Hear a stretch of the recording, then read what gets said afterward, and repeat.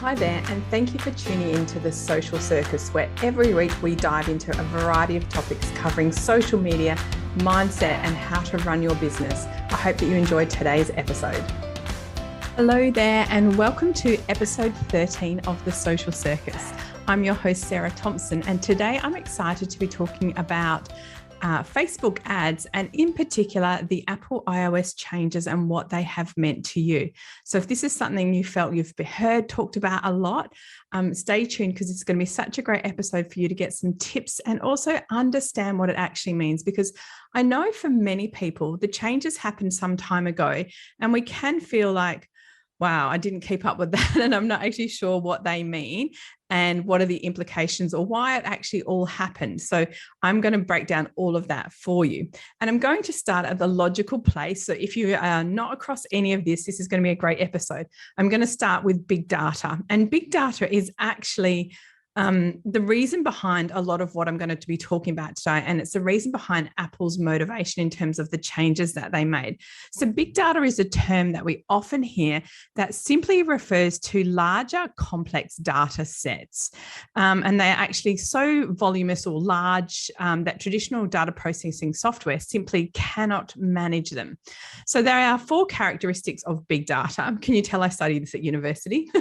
The four characteristics are volume. So that means the sheer amount of data, the velocity or the rate at which data is received, and the variety, meaning that there are many different types of data. And it's fair to say that the gold is absolutely in the data when it comes to value of organizations.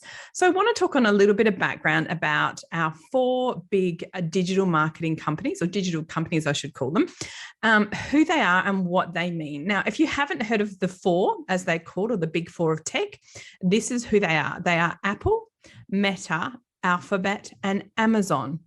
Now, Apple, everybody knows of and understands who they are. They're obviously a big organization that makes traditionally what we think of as hardware. So I'm sitting here using my Apple Mac in my office. I have an Apple iPhone. I have earbuds. I have a Mac laptop. So I use all Apple devices. But where they make a big chunk of their money is actually in sales by the App Store. So they take a 30% cut of all sales that go through the App Store. So if you purchase anything through an app, 30% of that will always go to Apple. Their current CEO is Tim Cook. And the reason I mention him is because he's quite important in terms of understanding these Apple iOS changes. So the other big company is Amazon. And we all know Jeff Bezos, who is the CEO of that. And they have a really interesting reputation in terms of the way in which they handle online e-commerce stores. So of all the millions of e-commerce websites out there on the world, anywhere from 37 to 40% of that is through Amazon, which is quite terrifying considering what a huge market share that gives them, and what a very dominant position they are in. And they are often known to what we would call in Australia under trade practices, predatory behavior. So they often let a store come through with a product, perform really well. When it does well, they'll go and find the supplier, replicate the product, and kill that store. So if you're going into e-commerce, Amazon is not your new best friend. It is where you the last place you want to put your product. So Alphabet, as a company, you would know it by its retail name, which is Google. And Google are huge in that they absolutely dominate and own the search market. So about 90% of all searches go through Google, and the rest is sort of broken up. And Bing does get a bit of that, and mainly because it's the default search engine when you get certain Microsoft products, and that's why people are using that. But mostly people use Google.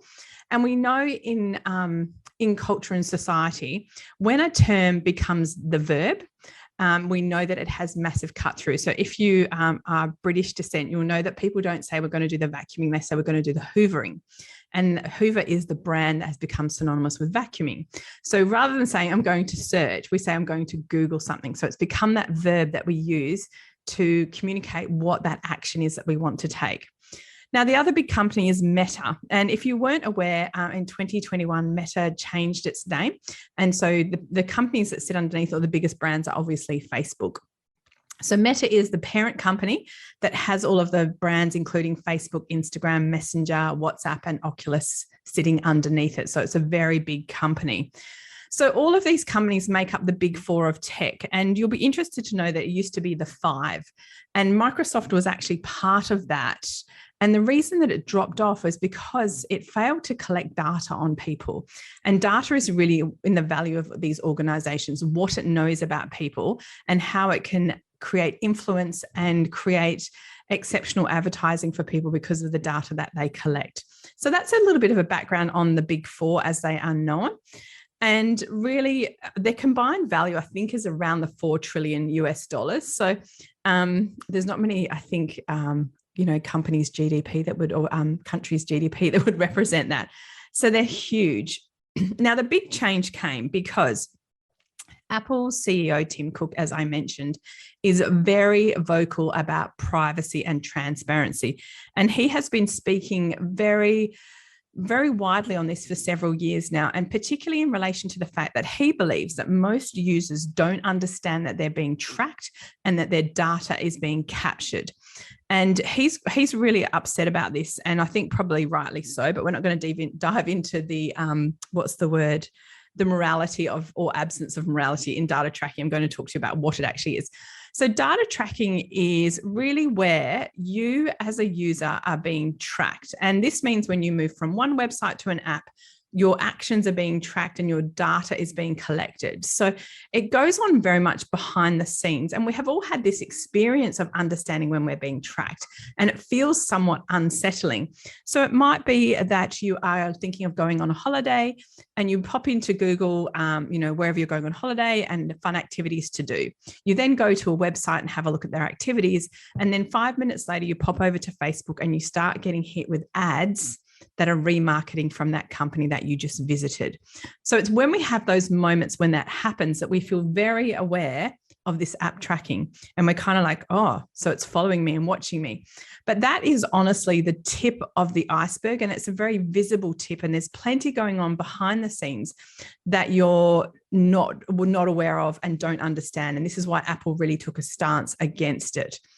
So there's a lot of really interesting shows that can help you understand this, and I'll pop them in the show notes. They're both on Netflix, and I would highly recommend you watch them both. So the first one's called The Social Dilemma, and that really helps you understand how algorithms work to keep us tied to the apps and use our data to keep us addicted to them. And the other one's called The Great Hack, and The Great Hack really goes into a lot about Facebook and a lot about the drive. It was particularly driven in the EU, in Europe, to get an understanding of the data that was being collected on us and to request that we could have access to that data. So it's really, really interesting. It was a really interesting kind of documentary. I love that kind of stuff. And I think the key message, Karen Calderwater, who from The Guardian, Carol was quoted as saying in that show that our data is out there and used in ways that we don't understand.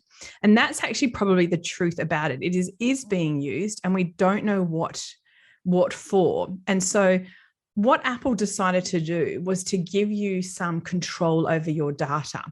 And so when they did the Apple iOS 14 update, so that's what you would have heard, the Apple iOS 14, and that simply refers to iOS is the operating system that Apple performs on, and they do updates regularly. So there was a 14 and there's different parts to them. So it could be 14.1, that kind of thing. So there's lots of updates that happen regularly, and your phone or your device will ask you if it can run an update. And this is what it does. It kind of puts patches on the code.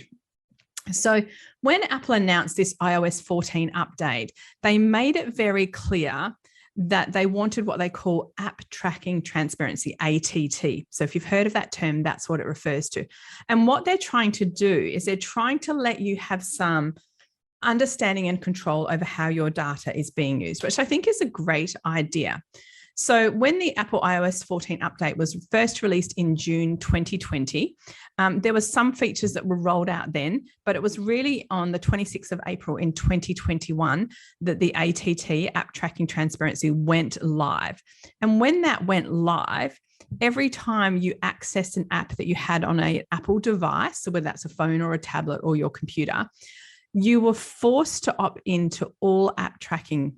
So it would say that you have to give it permission to track you before it can continue with that.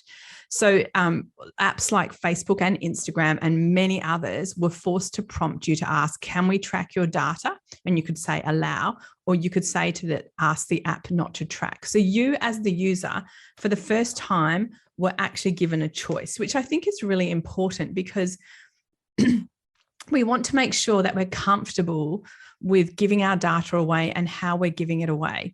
To me, as someone who works heavily in Facebook ads, I'm like, give your data away because it makes our ads more effective.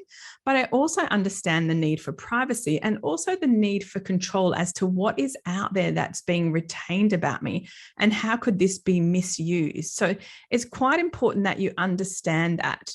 Now, if you're not on an Apple device, you won't have seen these, but I do want you to know that if you are using Facebook or any Facebook or Meta brands, you can actually opt out via the privacy settings that these apps have. So you can go to the privacy settings in Facebook, for example, and you can choose to opt out of app tracking within Facebook. So even if you're not on an Apple device, you now have that choice to decide, do I want my data to be tracked or not? And so that was Meta or Facebook really stepping up to the plate and saying, we also care about data and we also want to give you a choice to decide whether you need to be tracked or not. So that's really, really important. Now, in terms of the Apple iOS 14 update and what did it mean, we'll notice now whenever we run ads in Ads Manager within Facebook or Meta that it will tell you that your ads may be impacted by the Apple iOS update. So that's the update that we've just covered. But it isn't really the end of the world. So I want to talk a little bit about data, first of all, because Apple has a really significant market share in terms of smartphones. It sits around that 15% of the market. So only that 15% are going to be affected by app tracking. So if you're on another device like an Android, you're not going to be impacted. Similarly, if you're accessing something by a desktop, you won't have been asked to opt out of that. So the app tracking is really effective. Now, the data that I've got, which is it's from July 2021, it said that the opt-out rates were about 16% of Apple users. So it was only a small portion of people that opted out. Okay, so it wasn't as big an impact as we thought, because at the time it did very much feel like if you worked in Facebook ads in 2021, it felt like the sky was falling and it felt like we weren't going to be able to use particularly a lot of what we call conversion ads, where we can track people and retarget them. And it felt like we weren't going to be able to use retargeting and conversion. It felt like at the end of the world. However, it hasn't been. And we also have had the opportunity to become more sophisticated with the way in which we target people through our Facebook ads. So if you think about that, it's really about being really clever with how you create ads. So as I mentioned, if you're on a desktop or mobile device that doesn't use the Apple operating system, such as Android, those devices were not impacted, but people did have the choice to opt out manually. As I mentioned, you can opt out of Facebook and Instagram manual data. And some people will do that, particularly we know that when I'll come back to the movie The Great Hack or the documentary, that what happened there, and I'll just give you a little preface because it's good to understand this. This was, you would have heard of it, hopefully, if you listened to the news several years ago, the Cambridge Analytica data breach. And this was where it was found that Facebook was sharing data with third-party entities to their benefit, particularly on political topics. And this was obviously quite a concern. Now, when this came out, it was actually someone in Europe that requested the data that was retained on them. And they went through the European courts and Facebook refused to give them their data. And they refused to say, this is what we've kept on you, which I think that lack of transparency is quite concerning. And I think if you do want to know what data is being retained on you, you should have a legal right to obtain that data. So on the back of that Cambridge Analytica and that court case, Facebook lost millions of users, so millions. In Australia, it felt like it was a blip. We seem to be less concerned with data and privacy here than we do in other nations, but it had a really detrimental impact on Facebook and some people left and never came back. So, you know, the whole topic of data and privacy and security is important. And in some cultures, it's more important than in others. And I would say with some honesty that I do believe in Australia, we're a little bit flippant about our data and our privacy. And it's certainly something that we should work harder on.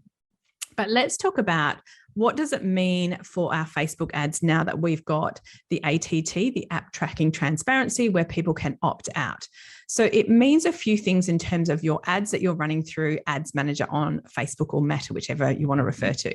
So some impact is going to be firstly on the audiences that we use, because obviously we can't see everyone that's visited our website because some people will have opted out.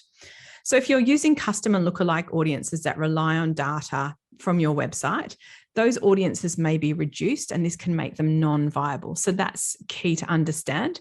Also, on your ads manager, you can place ads through what's called Audience Network. And Audience Network allows you to place our ads outside of the Meta family. So outside of Facebook, Instagram, Messenger, you can place ads on Audience Network, which will allow them to pop up in apps. Okay, so if you play games on apps, or you have a free version of an app, often they will deliver you ads in lieu of payment. So if you've had that experience, those ads are placed through Facebook Ads Manager. So some of that reach through Audience Network will be diminished because of that ATT. So keep that in mind as well. There is also some changes in terms of delay with reporting. So we used to get what we call real-time reporting, like in 30 minutes, and some of it now can actually take up to 3 days to appear. So those conversion ads that we love and rely on, the data that we get from that is delayed, and that means that we might not get it in a timely enough manner to allow us to keep our ads working really well. So keep that in mind, that there's a few changes. Now, in response to this, Meta really didn't like being called out by Apple. They don't like being made to look like the bad guys, that they are using our data to make money, which is exactly what they're doing. And so they, like I said, have tried to make some steps to look like they are trying to do a better job of data and privacy. So they brought in that ability to opt out, whether you're on an Android or an Apple device, so you can opt out and retain your privacy. They also said that they now have what they call special ad categories. And these are really if you're working in an area that is somewhat aligned to politics. And what that means is, are you a political party? Do you have a political influence? Do you have a political message? Or are you lobbying, like a lobby group? So if you are any of those, you now must declare a special ad category, and you must declare who your alliance is or who you're supporting or motivating. So it gives people some transparency that when they're seeing ads, they understand this is an ad from Greenpeace and it supports the local member who's a Greens member, say in your federal election. So that transparency is really, really helpful. And that's one of the things that they've done. From the average Joe business like us, the changes have allowed us to kind of, allow our business to be a bit more transparent. And some of the first things that they've done is inside Business Manager, they will ask you to verify your domain. So if you haven't done this, please do it, because it will have a really positive impact on your ability to run your Facebook ads. So make sure that you've done that verification of your domain.